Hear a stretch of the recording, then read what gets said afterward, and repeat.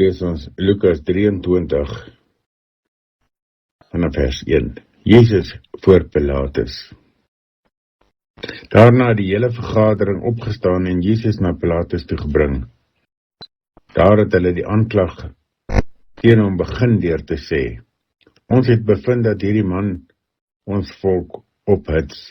Hy belet hulle om aan die keier belasting te betaal en beweer dat hy die Christus, die koning is.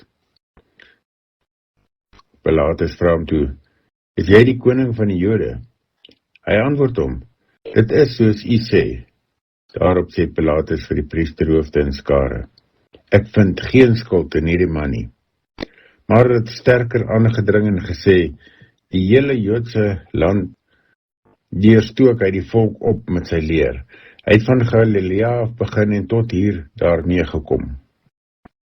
Vers 6. Jesus voor Herodes. Toe Pilatus dit hoor, vra hy of die man dan 'n Galileër is.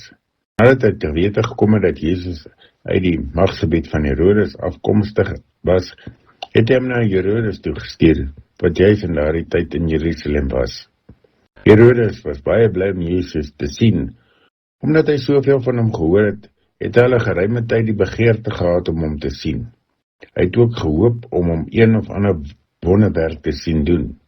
Hy het allerlei vrae aan hom gestel, maar Jesus het hom niks geantwoord nie.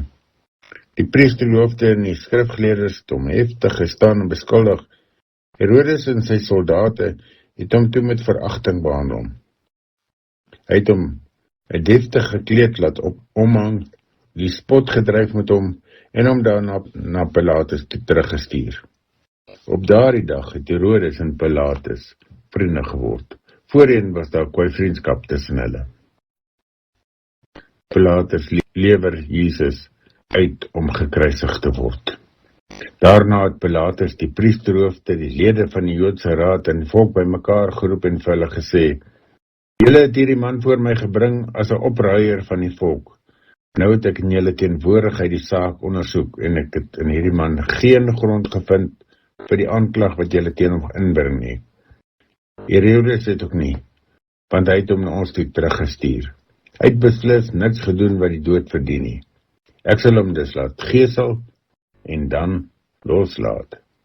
Maar soos een man het hulle geskreeu: Weg met hom, laat Barabbas vir ons los. Barabbas was in die tronk oor opstand in die stad en oor moord. Omdat Pilatus vir Jesus wou loslaat, het hy weer met hulle gepraat. Maar hulle het aanhoudend uitgeroep: Kruisig hom. Die derde keer sê Pilatus vir hulle: Watter kwaad het die man gedoen? Het in hom niks gekry by die doodstraf regverdig nie. Ek sal hom dus laat gesel en dan loslaat. Hy het egter met harde geskreeu aangehou om te eis dat Jesus gekruisig moet word, en met hulle geskreeu het hulle die oorhand gekry. Pilatus het toe besluit dat aan hulle eis voldoen moet word. Die man wat oor opstand en moord in die tronk was, het hy vrygelaat, soos hulle geëis het, maar vir Jesus het hy uitgelewer soos hulle wou hê. Jesus word gekruisig. Vers 26. Terwyl hulle hom weglei, gryp hulle 'n sekere Simon van Sirene, wat toe net buite van die stad af gekom het, en sit die kruis op hom, om dit agter Jesus aan te dra.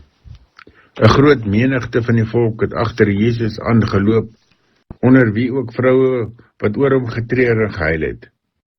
Maar Jesus het na hulle omgedraai en gesê: Vroue van Jerusalem, moenie oor my huil nie, huil oor julle self en julle kinders, want daar kom daar waarin hulle sal sê: Hoe gelukkig is die onvrugbare vroue en die wat nooit 'n kind in die wêreld gebring of gevoed het nie.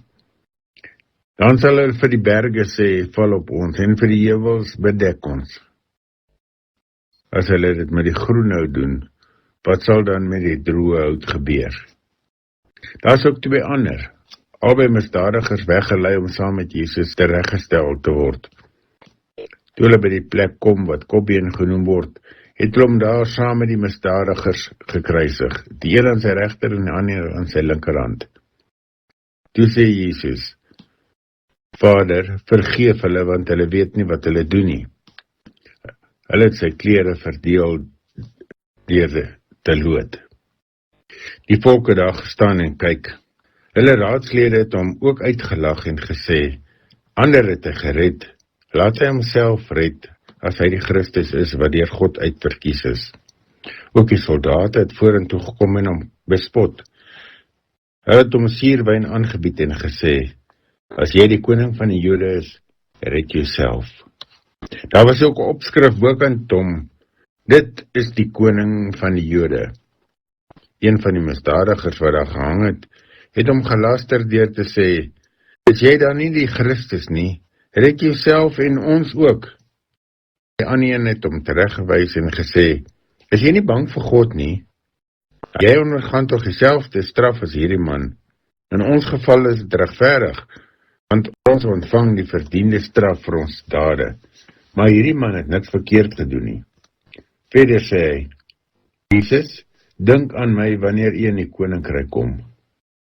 Jesus antwoord hom, ek verseker jou, vandag sal jy saam met my in die paradys wees.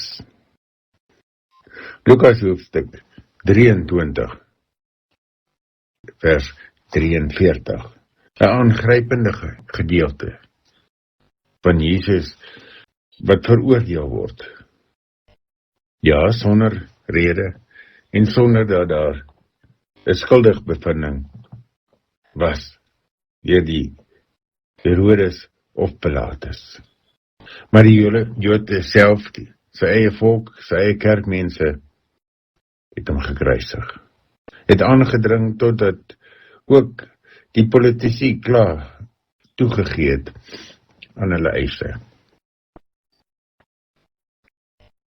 Jesus wat gekruisig is, en ons weet dat die kruisiging nie die einde was nie, maar die begin van 'n totaal ander era. Kom ons gaan vertel vir elke een met wie ons te doen kry, van die verlossingswerk wat Jesus vir ons aan die kruis bewerk het. En daarom mag die genade van die Here Jesus Christus, die liefde van God en die gemeenskap van die Heilige Gees met elkeen van julle wees en bly tot in ewigheid. Amen.